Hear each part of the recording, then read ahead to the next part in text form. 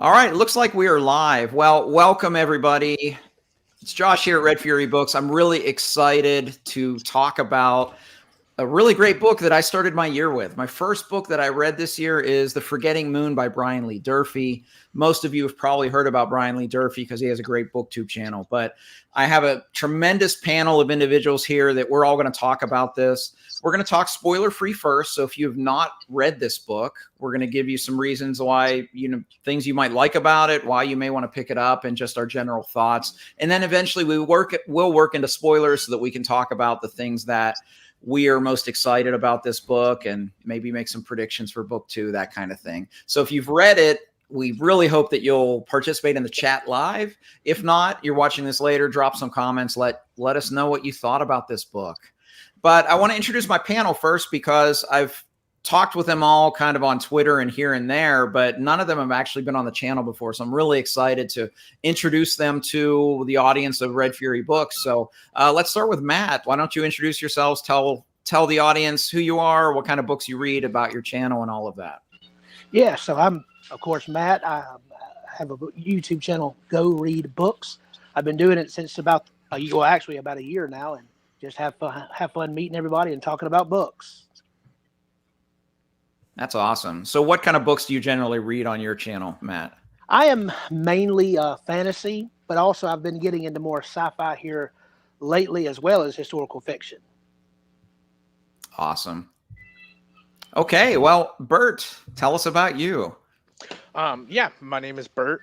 I do not have a YouTube channel. Thank heavens, because these guys are more the pro than I am. I write reviews on Twitter underneath Stroobs55 for Burt's Library. I also belong to We Go blog and part of Bo Kelly's Page Turner Discord service.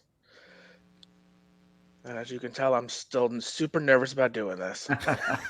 So well, we're glad you're here, Burt, and I'm very happy that first time you're on BookTube, you're on my channel. So we'll try to make you feel welcome. Thank you. Usman, welcome to Red Fury Books. Tell us about your channel. Well, it's a pleasure to be here. My channel is called Bards and Books. I just started it just over a year ago now, where I talk about books and music, mainly metal music, because that's what I enjoy listening to. But as for the book side, I read mostly fantasy. It's almost all fantasy, but I have been diving into a lot more sci-fi recently. And then occasionally I sprinkle in the historical fiction or nonfiction, but it's mainly fantasy. I'm discovering that my taste leans a lot towards dark fantasy and even grimdark now. That's the kind of stuff I really like, or I devour at least. So yeah, it's just a little bit about me and what I like. Awesome. Well, welcome. Looking forward to discussing this book with you. And John. Hey, thanks, Josh. My channel's name is Talking Story. I started about, I think coming somewhere between 8 and 9 months ago. And it was just because I think my family got tired of me chasing them around the house going, you won't believe what I just read. And like trapping them in corners and telling them about things that they did not care at all about. So my son has helped me build this channel so I could meet amazing people like me to talk about the books that I love and read mostly fantasy, sci-fi, horror, some historical fiction, getting more and more into that. And since I've been on this amazing booktube journey, meeting so many great people, my TBR has completely taken over my house. And I absolutely love it. Yeah, absolutely. That's the hardest thing about the whole booktube thing is I read 100 books last year and my TBR went up about 50 books. So I can't keep up with it. But let's talk about this book. Let's talk about The Forgetting Moon. And just want to do some non-spoiler, just general thoughts about what you thought about the book in general. I will start. My initial thing that I loved about it is I realized that with the exception of, I read 2 of the books of the Malazan Book of the Fallen last year. With the exception of those 2 books, I haven't been reading epic fantasy. I had read a lot of it the previous years, got caught up on Stormlight, finished Wheel of Time, and had always been caught up on Song of Ice and Fire. So it was kind of nice to be back reading epic fantasy. In fact, when I did my review, the one thing I mentioned in the review, actually, I subtitled it, "What is Epic Fantasy?" because I was so happy to be part of it. So that's just kind of one general thing that I really enjoyed about the book. So, Matt, what were some of your first impressions with The Forgetting Moon? Well, of course, not to talk any spoilers, but first impression, the epilogue was really hooked me to begin with. I actually bought this book, I don't know, maybe a year ago, and hadn't read it, but I did read the prologue first. Just as soon as I got it, I read it and it just impressed me, and I knew I wanted to get to it as quick as I could. But as you say, I do read more epic fantasy really than anything else, and that really stood out to me. Just it sucked me right in, and I enjoyed that aspect of it. But also, I'm a little more new to Grimdark, and I feel like it's pushes in that direction as well, which was good, and so I enjoyed that. Awesome. So, Burt, what were some of your first impressions with this book? I love epic fantasy. I love Grimdark. I'm going to take my point of views on two different aspects. One, I read the book. However, January was a very packed month, so I read 20 books to get caught up for this. I did do the audiobook based upon John's interview with Andrew, and the book itself was good. The audiobook, I got to agree with Andrew. Which is thumbs up or thumbs down? Oh, the audiobook did not sell me on it. Okay, gotcha. But the reading of the book, the characters, the plot, things like that, thumbs up. Awesome. So Usman, what were some of your early thoughts with this book? Let's see, early thoughts. Well, as I mentioned, I'm a huge dark fantasy and grimdark fan, so this book had been on my TBR. It's been on my TBR for, I think, years, like for as long as I can remember. Since I first got into BookTube and discovered Durfee's channel, discovered he has a series out. I always saw the poster at the back of in his videos where it said a hard-hitting heavy metal fantasy series. So, I mean, that appealed to me right away. So, as for the story, I enjoyed it. I enjoyed it a lot. It's clear, his inspiration from a lot of the formative series that he's grown up with, like Wheel of Time, Lord of the Rings, Rift War, etc. One of the biggest surprises that I enjoyed was the incorporation of religion into this series, and how it greatly impacts the character's journey. It enriches their whole emotional journey, their motivations, all that stuff. So I really enjoyed that aspect. It was really fleshed out well. The world building, the characters. I'm more of a character-driven reader, so that was nice. And yeah, it was very, very enjoyable. I wouldn't say perfect. There's some little nitpicks I had here and there, but very well done, and very much looking forward to the next books. Awesome. So, John, what were some of your early thoughts in reading The Forgetting Moon? I'm real lucky when I read. I'm very visual, so when I read, I kind of see everything. So for me, this is just so cinematic. When I read this, it was grand and it was sweeping, and it was like an old David Lean flick. It was in 70 millimeter aspect, and if you can imagine like a David Lean flick directed by Zack Snyder, I saw the epic large characters going into slow-mo with the sweep of a sword and the cut of the arterial spray hitting the lens and just staying there, and it was just brash and in your face and bold. And I'm gonna call Durfee out right now as being some kind of pusher, because I see this as a great gateway drug for, grimdark, whatever that means, but something on the darker side of tone, because it does hit all those notes that we've come to appreciate in like classical fantasy or epic fantasy that we all kind of, grew up reading and have an appreciation for, and we can kind of just settle into that slot when we're reading it, and it's a comfort food for us. but at the same time, he amps it up a little bit more and a little bit more and a little bit more as we keep going on. So you just find yourself sucked into this more of a dark tone, complex world. And I absolutely dug it. Like Usman, not a perfect book. No art is perfect, but I really enjoyed the journey, and I can't wait for book 2 because I've got questions. Yeah, and especially, I mean, we'll get to it in the spoilers, but especially the way that this book ended. The last chapter was awesome. Yeah. One of the best chapters in the book, and it really kind of reframed things big time for me. But it was just definitely something that definitely hooked me, and I wanted to go straight into the Blackest Heart, but I didn't want to start, of course, until we had this discussion here, for sure. So something Usman touched upon that I thought was very interesting is I enjoyed it as well, kind of the religious aspect. And then also the flip side, I felt that there really is just very minimal, if any, magic at all. Did that surprise anybody? Because that kind of surprised me a little bit. It did. It did surprise me a little bit. It didn't take away from my enjoyment of the book, but it did surprise me that there wasn't as much magic, or really, I'm trying to think right now, hardly any magic. There were prophecies, of course, and things like that, and that may go into some of that, but you're right, there was not a lot of magic. My thought, I was Go, thinking Burt. the same thing, John. My thought on the lack of magic aspect is this is a stereotypical first book in a series. You know, it was very, to Usman's point, it was very character driven. It was very, you felt everything. And to John's point, I hope that sets us up for better in book 2, as well as phenomenal in book 3. Yeah.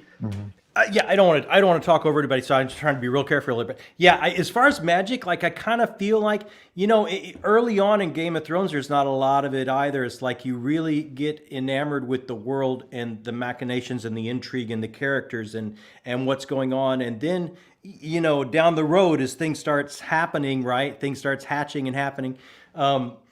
It's like you just buy it.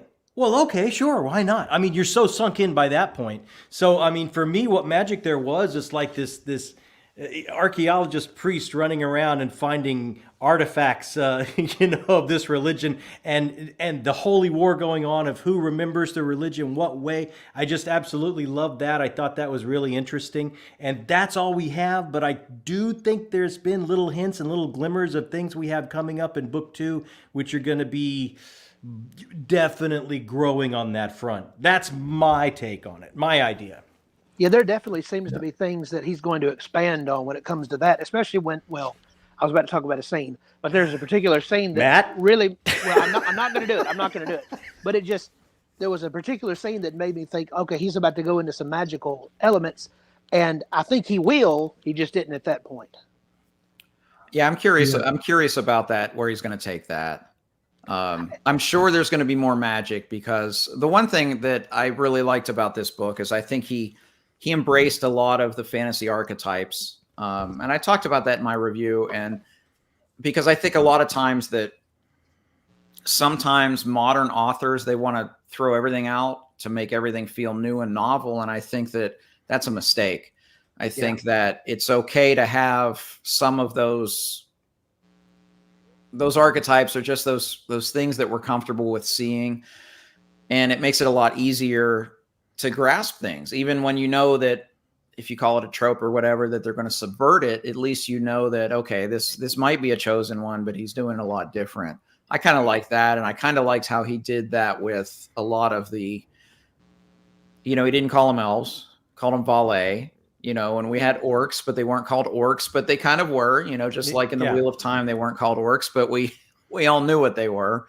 I really liked that approach. And earlier in the chat, someone was talking about, you could see his influences, and it's obvious that he's read a lot of classic fantasy, because you can see a lot of his influences in there. But I didn't feel, at least personally, like he was necessarily impersonating anybody or copying anyone. I think he was just being inspired by them. Speaking of his influences, I picked up on that, but I also felt, and I can't remember the exact part, but I also felt like I noticed some influences of Stephen King.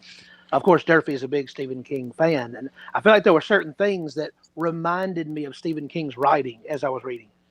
Yeah, I would agree with that, because I think when I thought long and hard about how to describe his writing style, and I think the words I used was, it's clear without being simple, but it's rich without being flowery.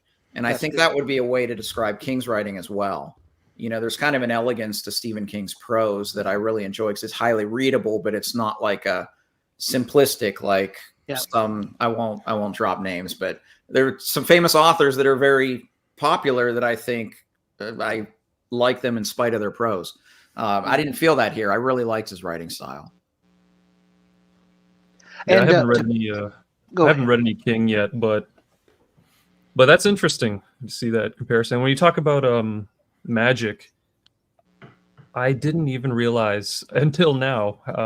The I guess the lack of magic, or the not a big emphasis on magic, it shows you where my where my priorities in reading lie, what I gravitate towards. But I mean, it was a magical story.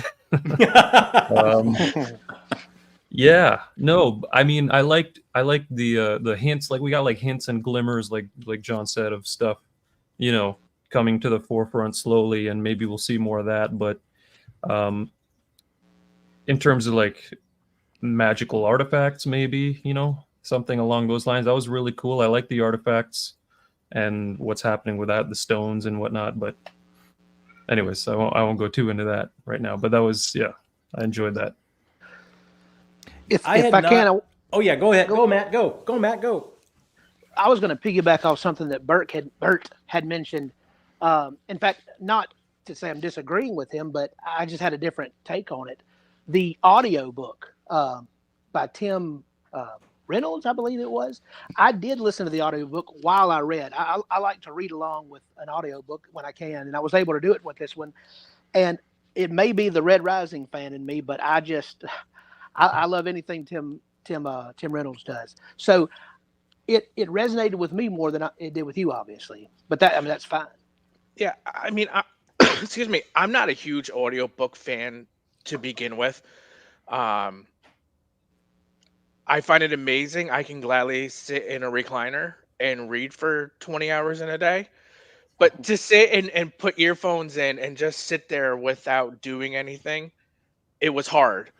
Maybe if I did what you did, Matt, read the book with the audio, it might have helped.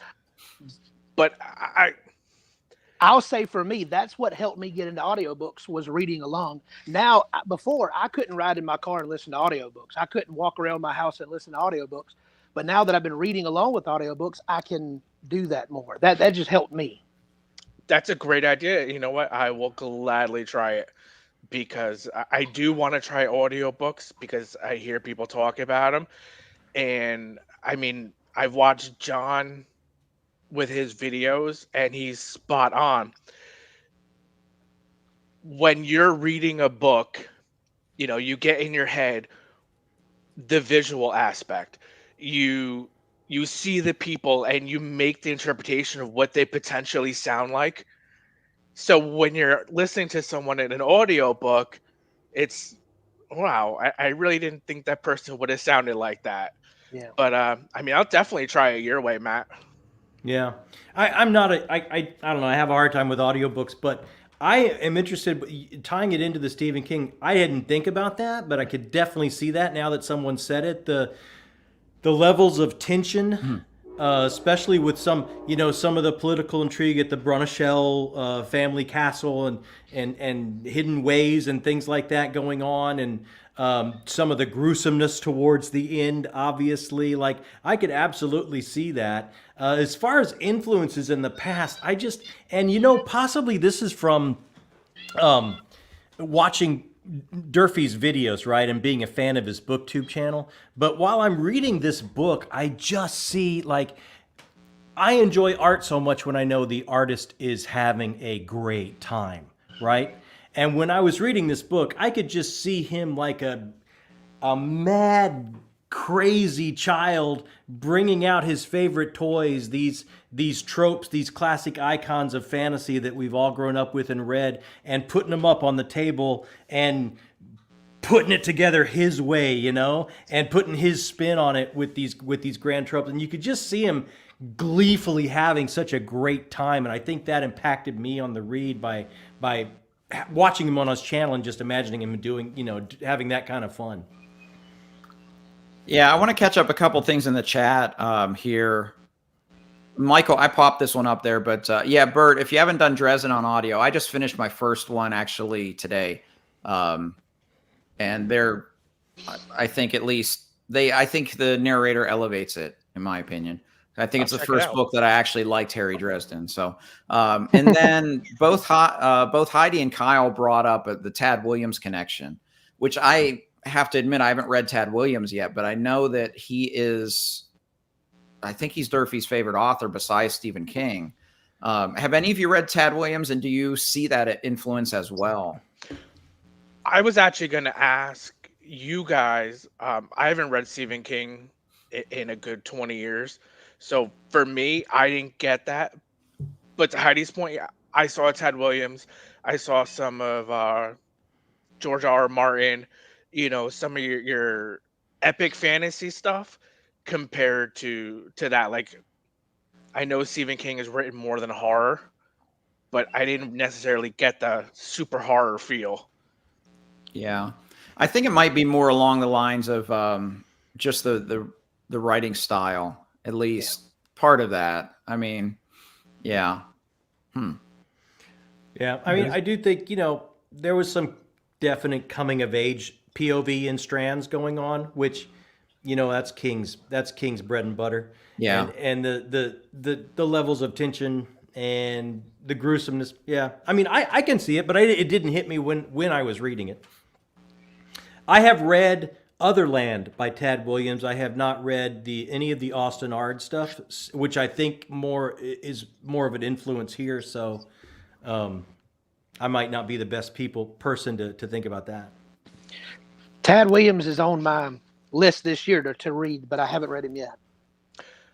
John, since you're always looking for people to add to your TBR, I will tell you to add that series because it was really good. I think you would, you know, kind of like where you'll message me and say, Burt, I just read this book and you should add it. This is my way to pay you back. Okay. That's a series you should add. I am sufficiently paid back, Burt. I will put it on my wish list as soon as I finish up. Pinky swear. Yeah, I haven't read Tad Williams or Stephen King yet. They're high on my list, but all I know is these pages flew by. This did not feel like a 700-something page book. It read very quickly. I agree. I agree with that. Good.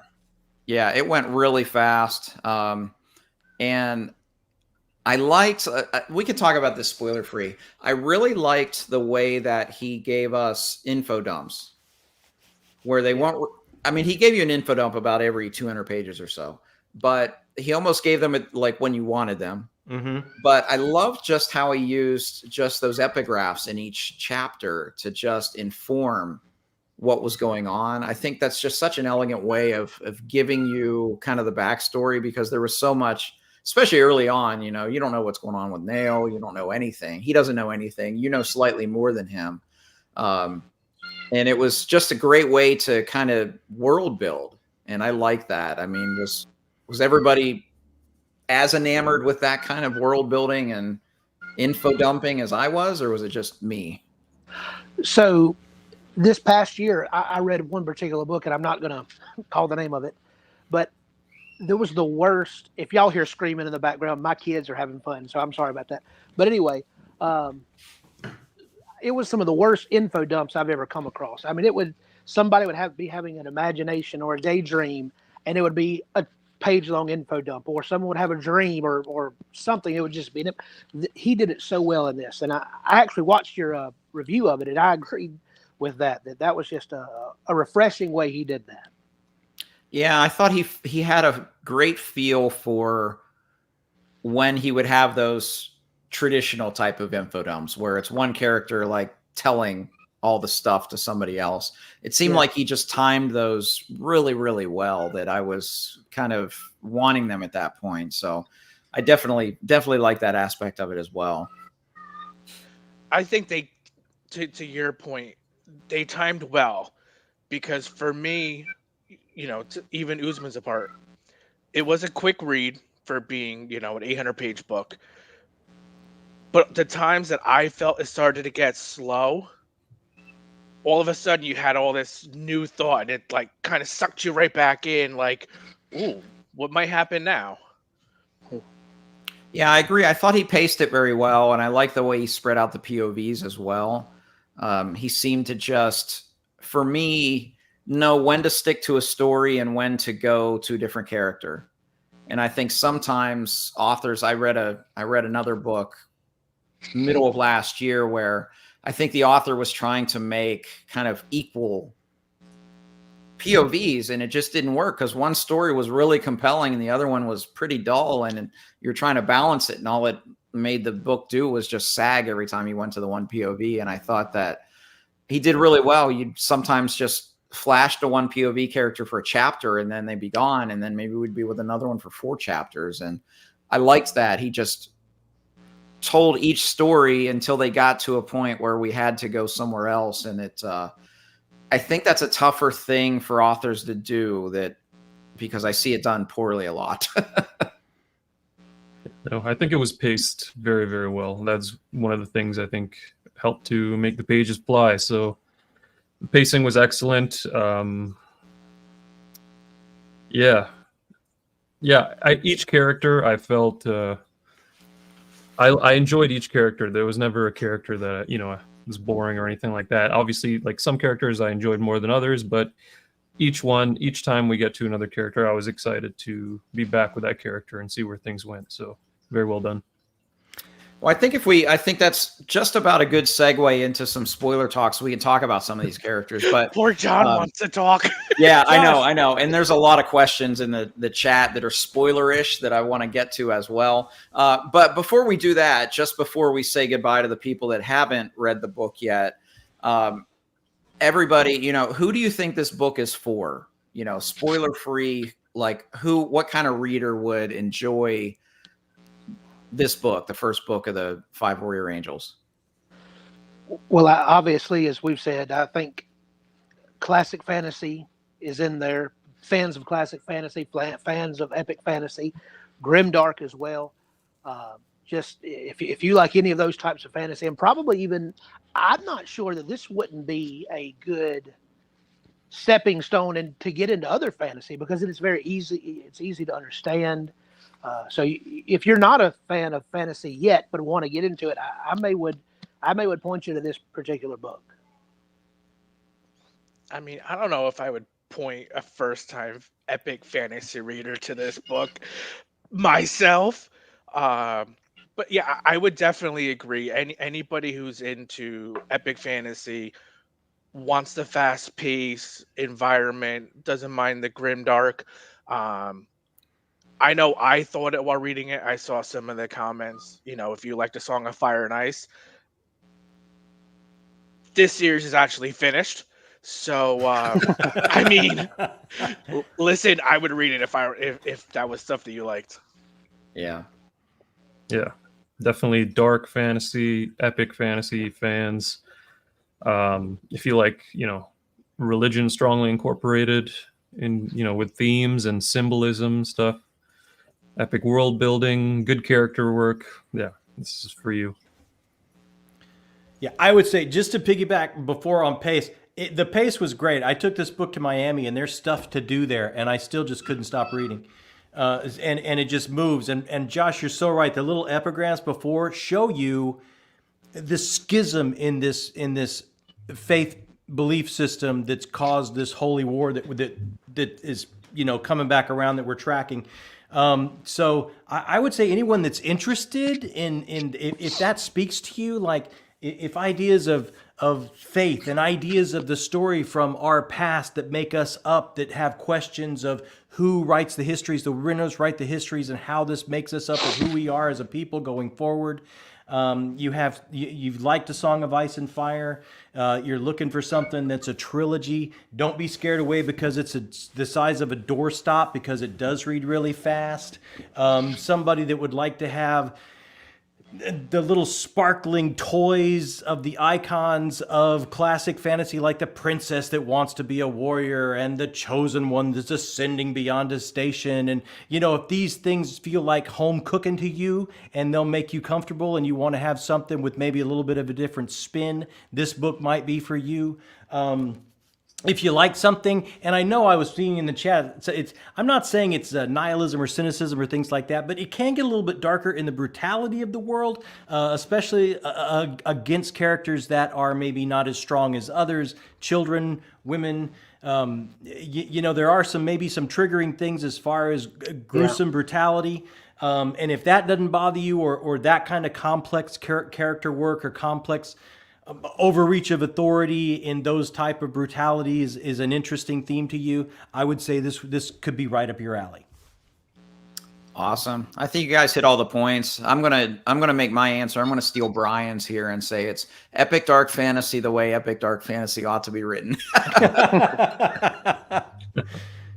So I didn't realize we could take our answers from the chat. I didn't know we were phoning a friend. So Brian, thank you for stepping in and giving me some answers. I appreciate it. There you go. Steal someone's idea. I love it. All right. Well, if you are just summary, you can see that we really like this book. So if you have not read this book, now's the time to say goodbye. Go read the book, come back, see what we talked about, drop a comment. Would love to talk with you later about this, but let's go ahead and make our way into some spoiler talk. So John's chomping at the bit. So John, where do you want to start? I want to start with characters because this is where I had questions, right? Yeah. Okay. Some of these characters are I found it so hard to root for. I would be in their corner rooting for them, and then they get to a point and you're like, no, don't do that. What is wrong with you?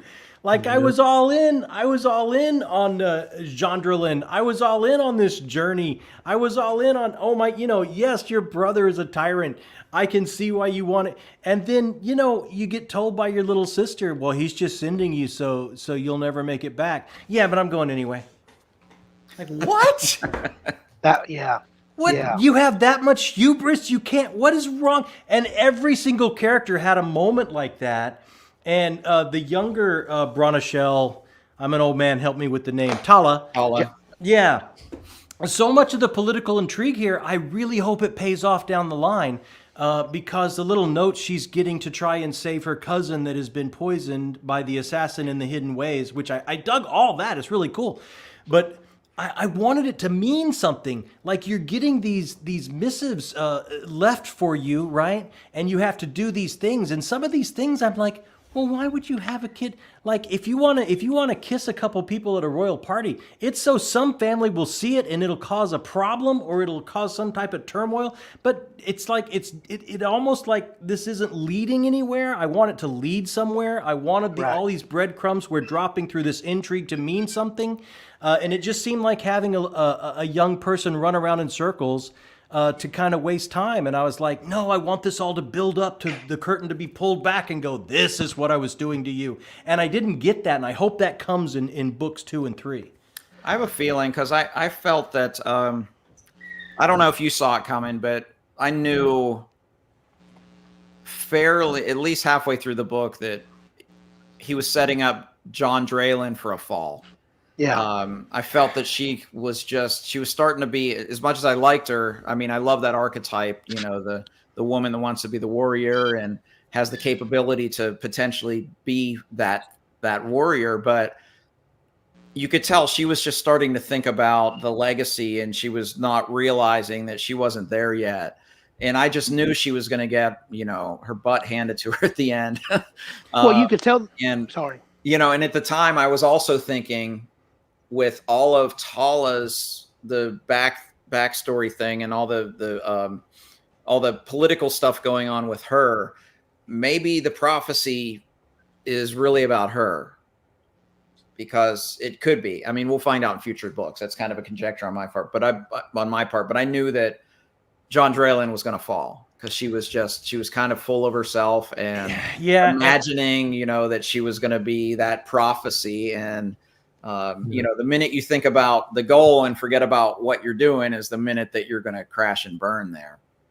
Well, when she started calling herself one of the warrior angels, and just the way she was written, there's nothing wrong with having confidence, but it almost moved to conceit, being conceited, it seemed. And I don't know that I caught on as early as you did, but I caught on pretty early that I didn't know it was going to go down the way it went down, but I figured she was going to be humbled in some way. Yeah. Yeah. I thought maybe in the arena, it seemed like it was leading that way, but then. Yeah. But I had to go on Heidi's comment. I'm sorry, I'm rooting for Nail. Nail to me kind of goes with, again, Song of Fire and Ice, Jon Snow. Okay, help an old man with names. We got who's traveling with Nail? We got Nail. We got Liz Henpin, right? Liz Hen. Yeah. And who's the little boy that's still left? Doki. Yeah. Doki. Okay. Yeah. I love me some Nail. I love me some Chosen One. I'm all in. I will, but at the same time, like if this whole thing gets subverted and the Chosen One is Doki, I'm okay with that too. This kid that's walking around with his hands down his pants because his bung itches, like if he ends up being the Chosen One, I'm like, Durfee, yes, for the win. I'll take that.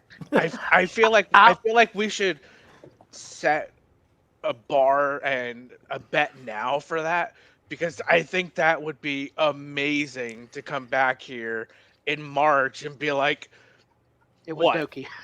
I mean, he's got all the same. He was hit by lightning. He's got all the same. Like he's like, this kid keeps making it too. Like, yeah. So there were two characters that I did not care for. Not just I didn't connect well with them. I didn't care for. One was Jean Drelin, about halfway through, and the other one was Nail. I am not a fan of Nail. Kyle isn't either. I haven't been reading the chats. It all started when that first decision. Of course, I mean, there's nothing wrong with a kid being dumb in love. There's nothing wrong with that, and that's okay to be in a story. But the moment he left them in their prisoner situation to get back at them, at least that's how it seemed, that the reason he did it. I didn't like Nail the rest of the time. Maybe there's a redemption arc coming, but I'm not a fan of Nail right now. And then other decisions he made along the way. Yeah, I didn't understand at the very end why they went through that city just to get captured. It was like, okay, you really are dumb. Every character had a moment like that, a decision like that, and it's like, I'm just going to do the most ridiculous thing because it amps up the stakes, or I mean, the plot maybe somewhat needed it, or but it's like, why would you do that? Why would you do that? Yeah, for Nail, okay. I like Nail. But here's the thing. I resonate with Nail. He's the one that his upbringing, if you want to get into, history and stuff, he's the one that I resonate with the most. And I love the symbolism here between basically portraying the bastard as the slave. And he, I guess in a way he was a slave for a while, but in a way that's sort of the life, bastard gets kind of treated in a way, I guess, treated like a slave. But I enjoyed Nail's story. The only thing that I was a little off on was when, like Matt said, when he left Ava and the other guy in the tent and decided to not save them. I'm like, what exactly is going on here? But other than that, I sympathize with Nail. Yeah. I guess I was kind of indifferent. I didn't hate him. I didn't love him. I mean, I love the archetype. I never tire of that, chosen one, farm boy, blah, blah, blah.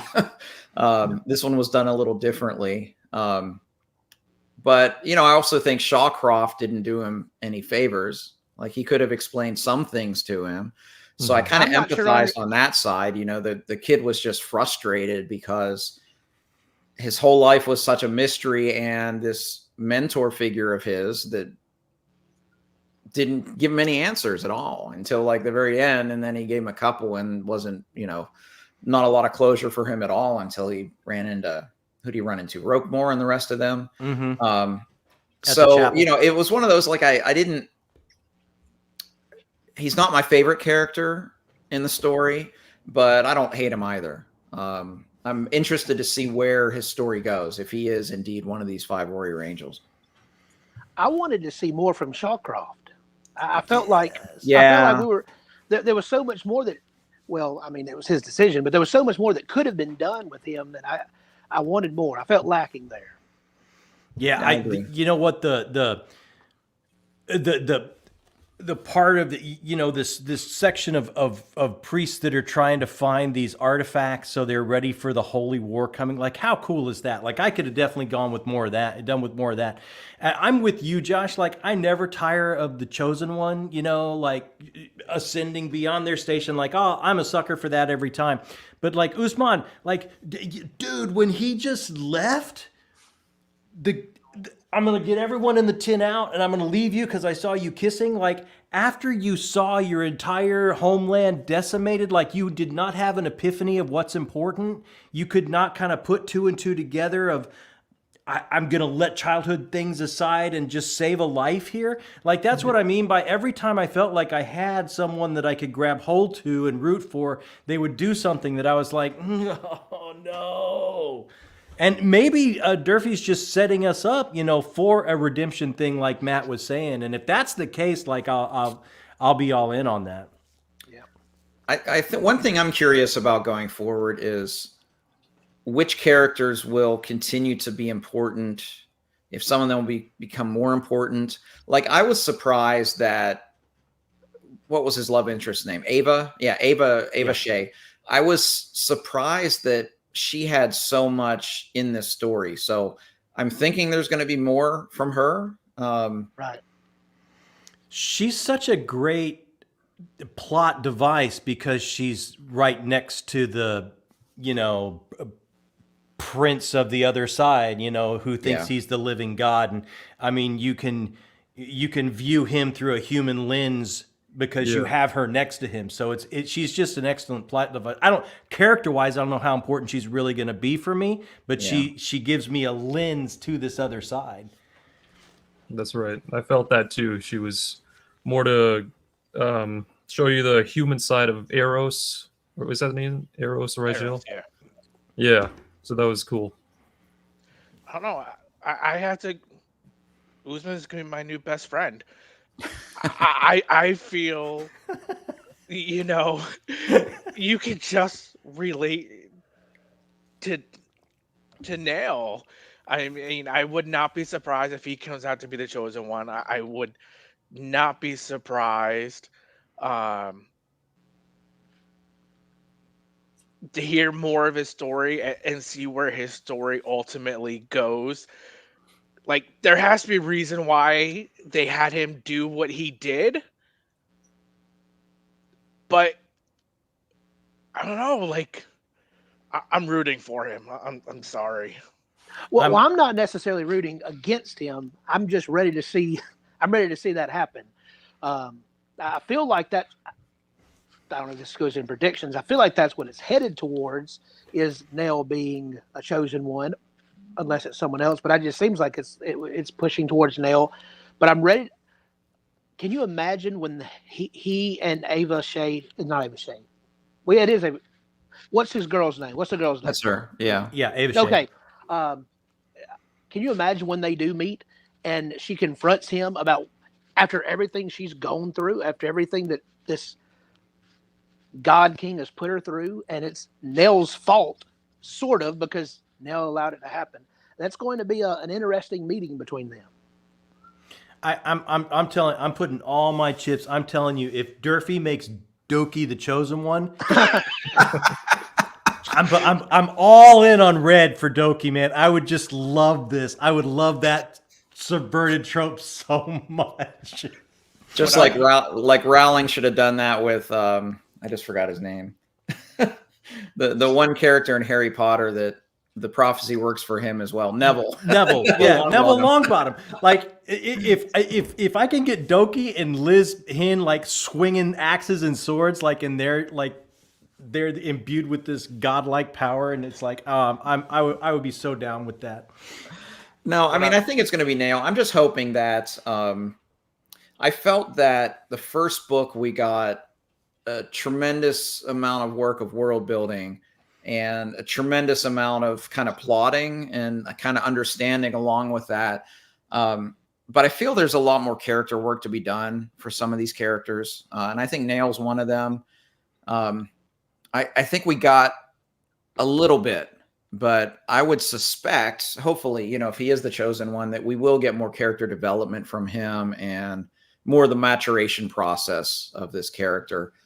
Maybe at that point, you know, the Nail haters will start to like him. I mean, it's like, you know, I never thought I'd root for some of the characters in Game of Thrones I root for. So if like right. Durfee can pull that off in 3 books instead of, you know, 6 and never finishing, like it's super cool, you know, like I would be all for it. All I know is if Dookie ends up being the chosen one, John better get shirts made up, sent out to all of us. That's talking story, the Dookie. Yeah, is it talking story? It's talking story. It was Dookie. Like if that shirt doesn't show up on my front door, I'm gonna be very upset. You're down, Burt. If it happens, I'm sending it to you. I do like Heidi's. Actually, this can spur a good question of who your favorite character is, but hers is Liz Hinn.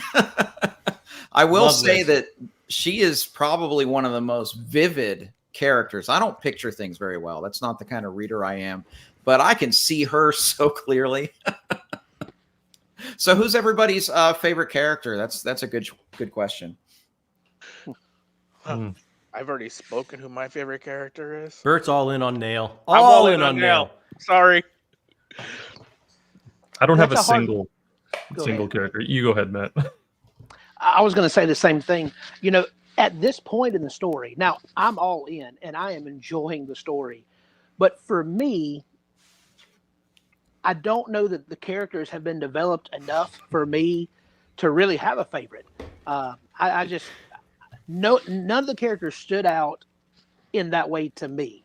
So that's why I'm excited to see what's going to come next. So I really don't have an answer for a favorite character because the ones I feel like should be my favorite character, Nail, is just not there yet for me. John, how about you? Look, okay. There's some of the villains, and not the, you know, the walking god or the prince, but like some of his knights, you know, his generals right below him, his spades, and some of the other such well drawn villains, and they've got their petulance of villainy. I just love. It's so human, you know. I can just totally buy it. And I really enjoy those characters because I think they're well-drawn villains. But, I mean, I'm sorry, guys. I'm all in. Like, Liz Hinn and Dookie are my favorites. They're the most human. All of this chaos is going around, and what's the most human experience in the middle of this maelstrom is a kid with crotch rot and his cursing friend. Like, I'm telling you, I absolutely adore them. Well, that swim out to the boat and back and getting attacked by sharks, that was badass. And he's still ticking. He's still ticking. Yeah. Well, I mean, it will be interesting. It will be interesting to see, again, all of these characters, because, I mean, we're at the very beginning of the journey, and it's 3 books, but we're not even a third of the way in because the second and third books are way bigger than the first book. I mean, it's like 750, 950, 1150 page count, something like that. So there's a whole lot of story to go on. But at this juncture, my favorite character is Tala. And maybe because I feel that there was actually a progression from the character. She annoyed me like crazy at the start.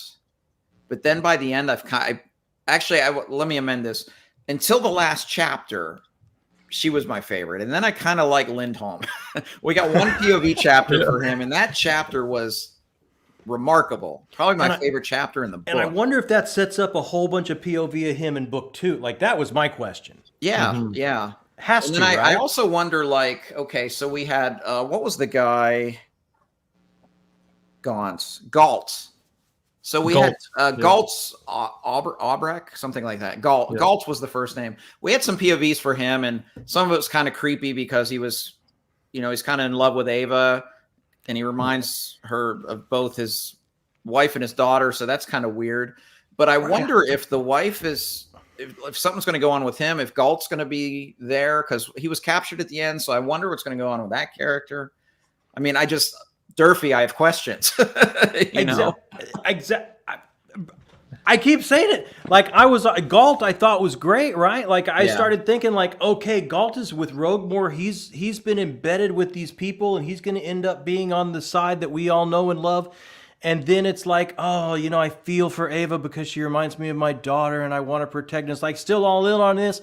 And then when he starts, what? Can't go with you there, my brother. What's going on? Like, what just happened? Like, every character seems to take a turn for me. Yeah. Yeah. And I feel like any book you ever read is that way. Like, for me, I am loving this panel discussion. I know each one of you guys in your own videos have always discussed what you like about books. And we may go back and read that book that the person was talking about and be like, really? Not so much. And then hearing this, it's so interesting to hear Josh, like, this is my ride or die character. Right? No ifs, ands, or buts. John going for the super underdog.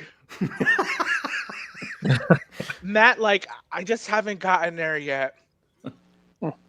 I'm agreeing with Usman because, you can see some of these characters in, like, your own personal life. But this conversation, for me, is totally making this book even so much better. Because you have 5 different minds who basically, in a sense, pretty much all read the same stuff. And all these different takes. This is wonderful. I am so glad I commented on Matt's post like 2 months ago. Count me in on this. yeah. I am too. No, we're all happy you're here, man. This Burt. is awesome. I think the discussions that I've had with a lot of other readers, it just enriches the experience, because even if you're the most astute reader, you're not going to catch everything. And you may catch something that someone else won't catch, and they may catch something else, and then you have these conversations, and you see so much more of the big picture. And I definitely do enjoy these. Let's go this one next for sure. That was my favorite chapter in the book. Finding out that, the big god that they all worship was actually a Vale. And I liked also seeing Lindhoff. Is that his name? Yeah, I always forget. Yeah. I'm horrible with names. I loved his POV because he wasn't what I thought. I thought he was kind of this sniveling little, disfigured man that was just in love with Tala. And there's more there. I think there's some conniving part of his character in there that we got a little glimpse of. So that chapter had me really excited to pick up The Blackest Heart. I don't know how much time passes. Like, I'm hoping that when I was reading Lindhoff and what I love about that realization at the end, right, that the valet, this statue is got the ears and is a valet. It calls you into wonder, okay, how much of all of this religious doctrine that this side has been passing down is, how much has been distilled through this lens of the church, and how much of it is actual and that maybe this other side has more going on in actuality than we actually think. You know, it's like it really calls into question which side has a validity in this religious belief. And then I love that I felt like I was, by the end that last chapter, I felt like Linhoff was a bit of like a Richard III as a boy. And it's like, oh, I wonder how much time if we can get him to grow up and be and you know, have a now is the winter of our discontent moment as he's an older Richard III type character, I think would be really super cool. There was a thing back here. Where was it in the chat? Something about which weapon would we choose of the 5? Oh, That's a good question. Heidi said I should take Afflicted Fire just because I'm Red Fury, but I don't know. I like axes, so that was always like back in my D&D days in high school. That was always like my weapon of choice anyway. So, and I wonder if I seem to think. Well, I seem to remember that Durfee wanted to write 5 books, but his book, the editor or maybe his contract was only 3 books. So I would suspect that he was going to name every book one of the 5 that would make sense. items. Yeah. And for that reason, I'm sad that he didn't get his 5 books. Yeah. Yeah, me too, a bit. I heard the same thing recently. I'd probably go The Blackest Heart or The Lonesome Crown, just because they sound the most badass. I'd go the sword. I love swords. Yeah, I was gonna say swords and axes for me. Both things I am not allowed to have. Why is that, Burt? Let's get into it. Let's get into it. My better half. Every time you guys all post videos or things, you know, on Twitter, I always screenshot and I'm like, look, this person got a new sword. Why can't I have one? And I always get told I would be the guy sitting in my house, swinging it around, having to call 911 because I hurt myself. Yeah. So, you know, she goes, all these books you have floating around, you could use those as your weapons. Wives, man. My wife won't even let me drink out of a real glass. I have to have plastic. That's what happens at this house. So I love Andrew's take here on John Draylen. Anyone else hate the woman who tripped an accident? We did talk about Andrew. I liked. I had problems. I saw it coming, but seeing her fall. I mean, it was just, you know, the pride before the fall for sure with her. So we'll see. I mean, I thought she was dead, but I don't think she's dead because Yeah, I it don't looks know. like I it can't looked believe like what's Who's that again? John Draylen. John Draylen, yeah. yeah. She's been disfigured. Yeah, I And think she's just been disfigured. So, you know, maybe Oh. that pride before the fall will inspire her to actually, like, you know, become the warrior that she thought she was. yeah. I got a question, Josh, if I can. Like, what was everybody's like darkest moment? For me, it's anytime there's sexual assault of a character. So that was mine. I'm glad it was mostly off page. Yeah. For me, those are tough. probably the only kinds of scenes that I really struggle to read. Yeah. Yeah. You know, dismemberment in a battle, bring it on. Yeah. So I would agree with Josh. That particular scene where there was sexual assault would have been the darkest. But putting that aside and saying anything besides that, I have trouble with names. But whether it's while they're traveling, the girl takes the stone and goes off and freezes to death. To me, that was very sad, dark, and it was a tough part for me. Yeah. Well, one that stuck out for me, and it was a longer one. It lasted a while. Was when Gallows Haven gets, you know, taken over, and they line them up as slaves. They slaughter a bunch of them, and Jenko is forced to de-limb his dad. You know. Yeah. I forgot I about brought that up. Yeah. Yeah, that was and then of course he lives. Yeah. Gosh. I mean, I must Never be mind. twisted. That was it. I must be twisted because I had no problem with that. I had to go with Josh. The sexual assault part was the part for me. But gruesome. Let's cut people up, dismember them. I'm sorry. I want more books like that. That's why you can't have swords. That's why you can't have swords. That's it, Burt. Thanks, Matt. Yeah, for me, like when you have a son have to hack off all 4 limbs of the dad, and then they dip tough. the stumps in tar to cauterize him, and then they jam 2 knives in the arm nubs, and then they shove him in a box and give him drugs to keep him alive just long enough to deliver a message. I gotta go. That was the one for me. Yeah. Yeah, I mean, you can't disagree with that, and I think that No.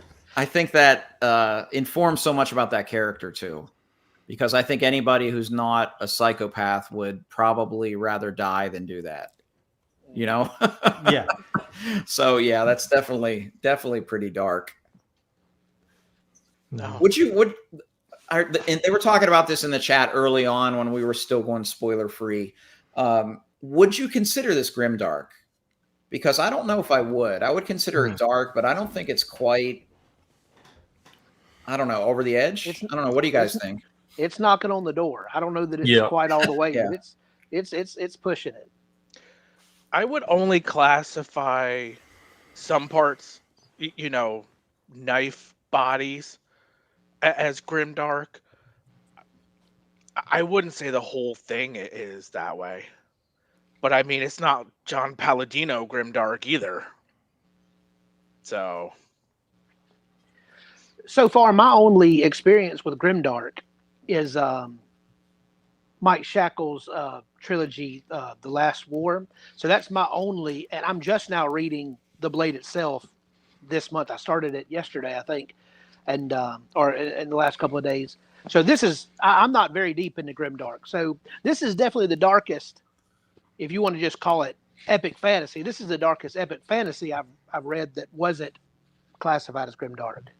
Yeah, I think Brian's explanation is pretty apt for me. Dark epic fantasy is probably the way to describe it. Yeah, for me, I have such a hard time. Like, what is grimdark exactly? Do you need that? Do you need that ribbon of existentialism or nihilism running through it, running through the characters to do it, or is it just brutality, or is it? I mean, this is definitely brutal.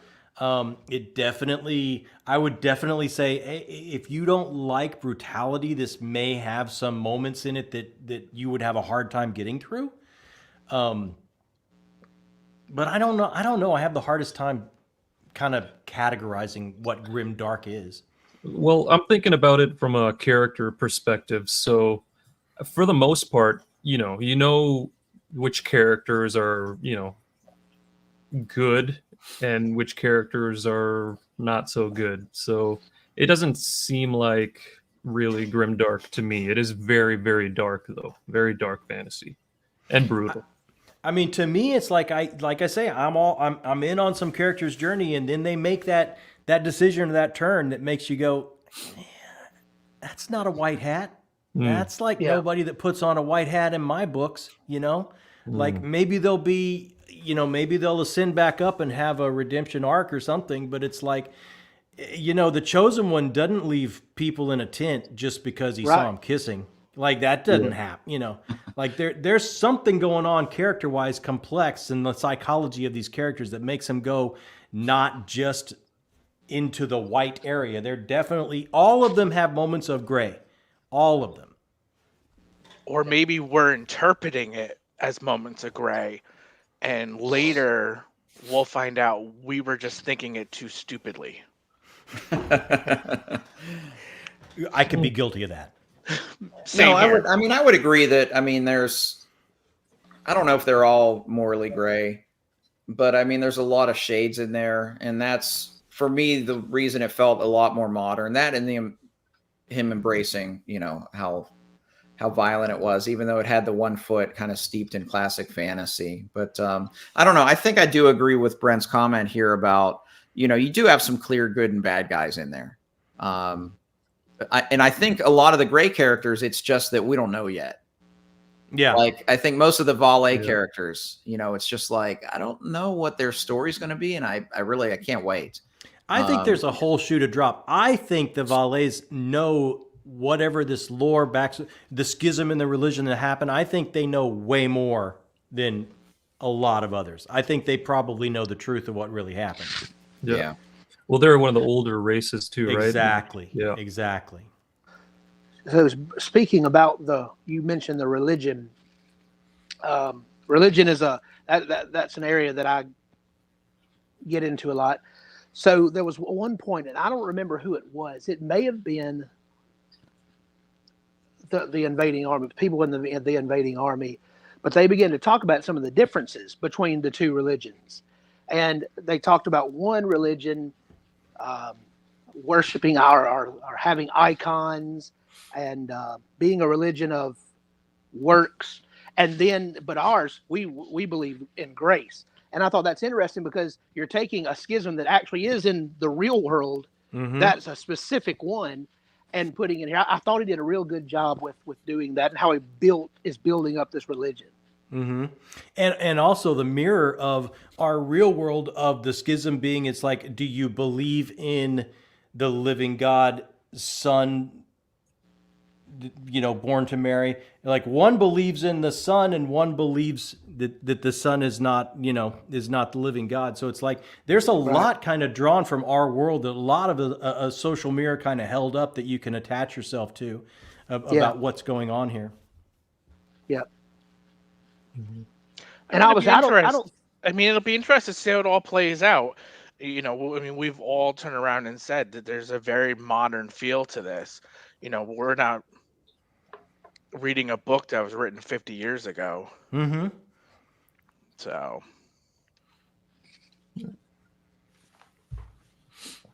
But the prose still has kind of like a heightened, it does still have like a classical feel, or it did for me. Like Absolutely. Yeah. Absolutely. I've stayed away from spoilers. You know, I haven't looked at any reviews, but I have been told that there's some epic battle sequences coming up. I don't know if it's in the second book or in the third book, but yeah, I've heard there's some really pretty epic, because we haven't really seen that. I mean, we've seen more of kind of some, you know, we've seen a little bit, but more like one qualified army versus, you know, a village that can't defend themselves. So yeah, right. We've seen skirmishes. Yeah, skirmishes, and we've seen violence, but we haven't really seen a big battle. I'm sorry. Somebody had commented at one point when we've talked about doing this. Somebody commented that they thought the last book, that a good portion of the last book was an epic battle. I think.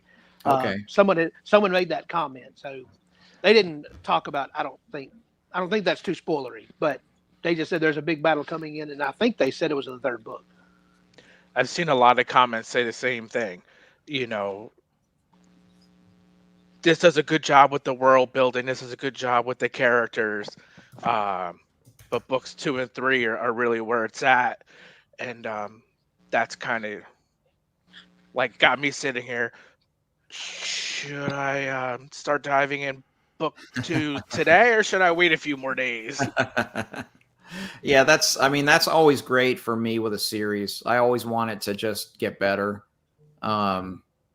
Hopefully there's no middle book syndrome, but thinking ahead, what are some, I mean, besides John's crazy chosen one prediction, what are some of your predictions for, you know, the next book, or maybe some things maybe you'd like to see? I would like to see Nell get better. You told me just things you'd like to see. I would like to see some type of a redemption for Nell. Not that he's gone way too bad, but you know what I'm saying. But now, as far as predictions, that is one part that I am not very good at. I'm not good at calling predictions. I felt like Jean Jerlin's fall was noticeable. But other than that, I have no idea where the series is going. But I like reading that way. I like being surprised. So, yeah, I'm gonna agree with Matt. I'm not one for being able to figure that out either. However, just for the spirit of this conversation, Boy, I would love to see Dookie not be the chosen one. Because I know we will never hear the end of it if John Hold is on. right. Now, is it Dookie or Dokie? Because I'm never going to be able to. I've read it as Dokie. But I'm Dookie's never- way more fun. It's Yeah, Dookie That's now. what I'm saying. I'm just going to go. Dookie now. I'm just going with Dookie now. Yeah, so some of the things upcoming, well, yeah, as soon as, I like Jondrelin at the beginning, but it seemed like as soon as she found out she might be a warrior angel, her ego got the better of her. There was a big fall there. She got heavily scarred. I think there's going to be a redemption arc there or something. She's going to come back, maybe have a more prominent role, maybe be a little more, I don't know, thoughtful and not so overly confident. One of the biggest things that I'm looking forward to is I can't remember if we got a little bit from the epilogue, but the introduction of Krista, Galt's stepdaughter. So I know she's going to come in, and that whole dynamic with Galt and her being raised as a Bloodwood, I believe. That should be interesting, very interesting. And the fact that we discover that Seta in Amadon Castle is also a Bloodwood, right? Yeah. That, and I want to know what happened to Breta, Seta's older sister. Because if I'm not mistaken, the Bloodwood that Shawcroft captured and killed was not Breta, right? I don't think so. No. No. So I want to know because they've been mentioning, where is Breta, Seta's older sister. I want to know what's going on there. Is the one Shawcroft captured in that pit of despair with the stakes and all that?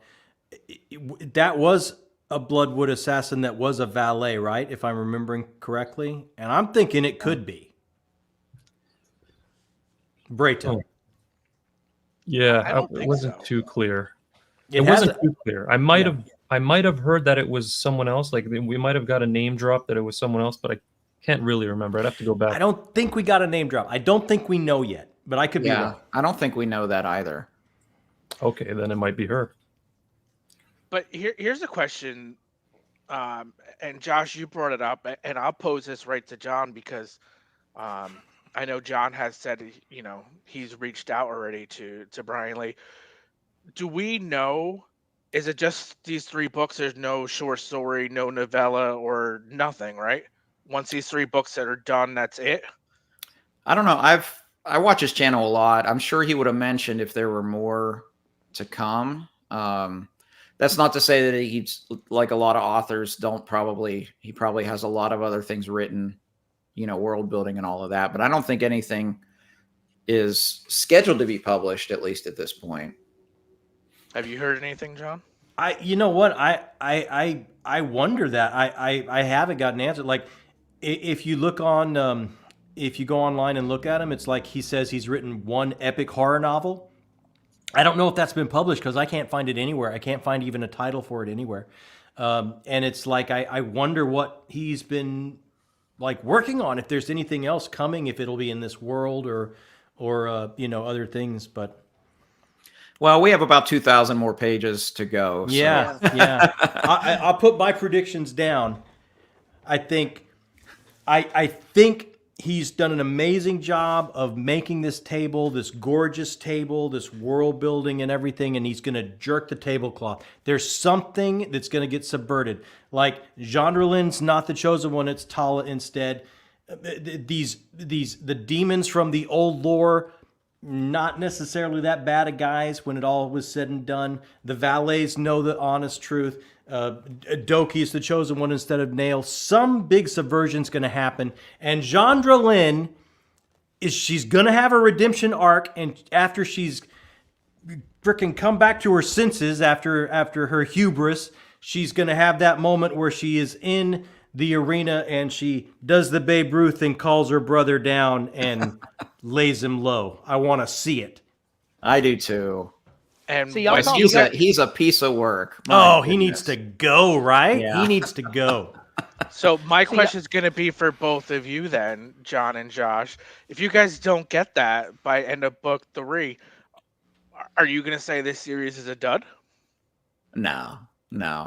In fact, I don't usually predict either. I mean, the John Draylen's fall in this book, I saw it coming, so it wasn't really a prediction. I just could just tell that she was starting to be really proud of herself, and that's usually when bad things happen. But at the time, I was thinking maybe she'd get killed, and maybe it was Tala because the prophecy could work for her too. And Tala's young enough to maybe at some point decide that she wants to be a warrior, because I think they talk about her wearing, trousers and things like that. So I think that's still on the table. He makes such a point of there's more than one direction it could go. Several times. Yeah. And somebody said in the chat earlier, I don't remember who it was, but they said that Durfee is a master of misdirection. I think we see that already. Yeah. And I love that. I love when a book can surprise me. Me too. That's my answer, Burt. Like, I second guess books all the time. Like, ooh, I think this arc is going to go here. And if it doesn't go there for me, I mean, I didn't write it. They get to tell the story they get to tell, and it impacts me how it impacts me. It would never disappoint me. Their way of telling it may be way better than what I had second guessed. But I always have guesses. Always. See, I'm going to have to go back and reread that part where Jean Drelin fell, because I read that as she was dead. So sure seems that way. Okay, I thought someone said that she was just. I think she's just disfigured because they were kind of rehabilitating her. Yeah. I missed that. They saw her. Yeah, I thought she was gone. I thought it was over. So I just didn't know that. Yeah, I think it was a gasp moment, like, oh my God. But I would not be surprised in that. It's like book 2, we see that she pulls through. Yeah. So obviously none of us have started book 2 yet. So no, I have not. It's like, he's a master of misdirection. So until I see dirt thrown on her, I don't buy it. Well, that's any fantasy series anyway, right? Exactly. And if you even don't see a body, they're still alive. even then. Yeah. No, I would say I agree with Matt, something you said about the characters. I do hope that in the second book we get, just further character development with a lot of these characters that I feel that we have started to scratch the surface, but maybe we'll get a bit more depth with them. That's what I hope will definitely happen. Tala for me. I feel like she has a lot of potential as a character, and looking forward to see what happens with her. Yeah, for sure. I hope we get a span of time where young Tala and her young cousins can be a bit older and mature into these characters. I think that could be a really interesting way to fulfill that wish. I do like going into book 2 with more questions than knowing, oh, this is where we're going next.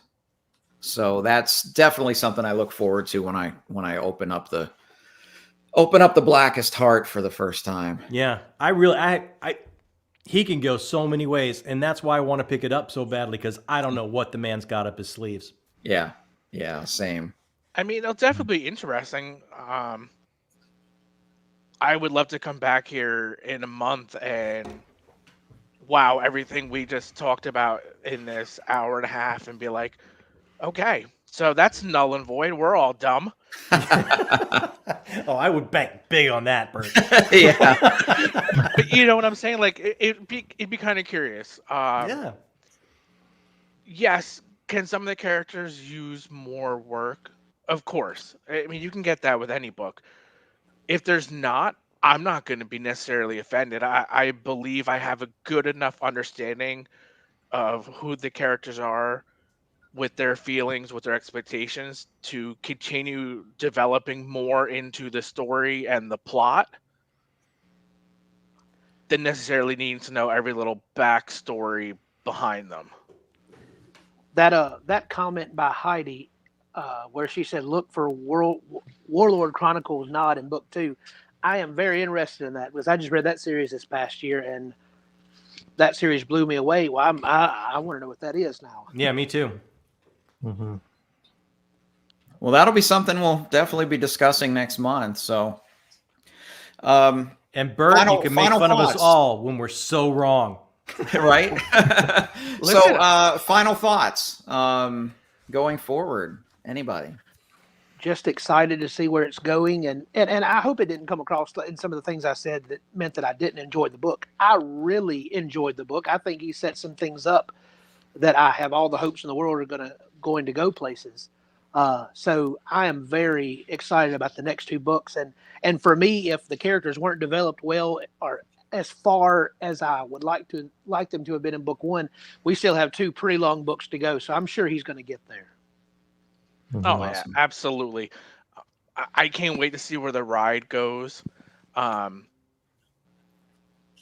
loved hearing everybody's expectations and what their thoughts were. I'm really curious to see where it goes. I'm going to stand by like what Matt said. I have no expectations either way. I'm all for it. Bring it. Yeah, I'm loving this world, loving these characters, especially with a lot of the twists we got at the end. I'm eager to get to the next book, so should be fun. Yeah, I love the world. I love the lore. I love the Holy War. And the reason that when I see these characters do something that makes me go, no, it's because they're becoming real people to me as I read through the book. That otherwise I wouldn't have that reaction. And I do feel he's proven himself to be a storyteller that I will follow good enough, or well enough. Is like I'm very excited to pick up book 2 and see what he has in store for me, because I can almost guarantee what I have in mind is not what he's gonna whip back the curtain and show me. Yeah, I agree with you. We're 750 pages into his story, but I trust that he's going to take us a pretty meaningful journey. So I'm definitely looking forward to it. But I just want to say thank you, all of you that hung out on the chat. If you are watching this later, drop us a comment and let you know what you thought about this book.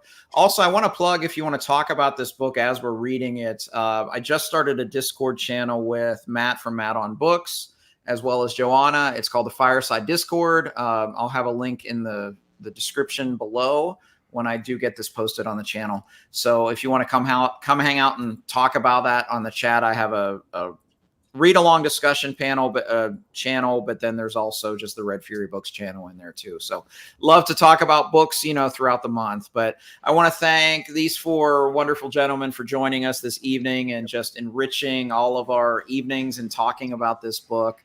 And I just hope to see all of you in the chat next month when we talk about The Blackest Heart. So for now, goodbye, everybody. And I hope everybody enjoys the rest of the series, and we'll see you soon.